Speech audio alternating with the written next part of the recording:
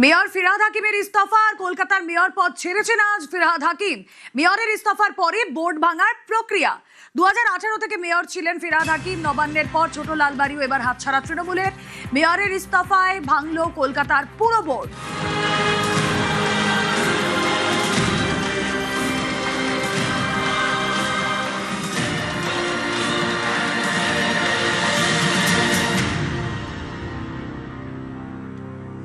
কলকাতার মেয়র পদ থেকে অবশেষে ইস্তফা ফিরহাদ হাকিমের।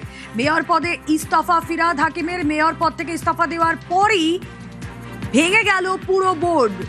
মেয়রের ইস্তফার পরই বোর্ড ভাঙার প্রক্রিয়া। 2018 থেকে মেয়র ছিলেন ফিরহাদ হাকিম। আমি নিজে যখন মেয়র ছিলাম দাপুটের সাথে চালিয়েছি, নিজেই পৌরমন্ত্রী, নিজেই মেয়র, চেয়ার ধরে বসে রইলাম। ঢাল নেই, তলবার নেই, নিধিরাম সর্দার।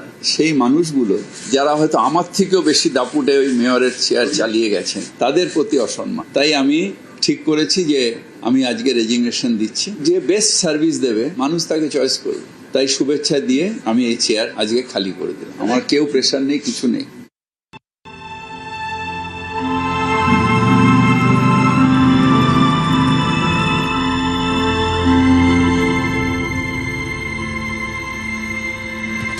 দু 2018 থেকে 2026 7.5 বছর সময় তিনি মেয়র হয়ে কাটালেন।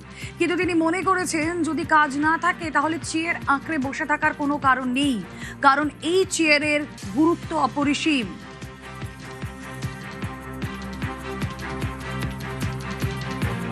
দু 2018 সালে হঠাৎ করে যখন তখনকার মেয়র রেজিগনেশন দিলেন, সেই সময় সব কাউন্সিলরদের সম্মতি নিয়ে আমাকে এই চেয়ারে বসানোর জন্য আমার মনে হয়েছিল যে এই চেয়ারে বসার যোগ্যতা আমার নেই।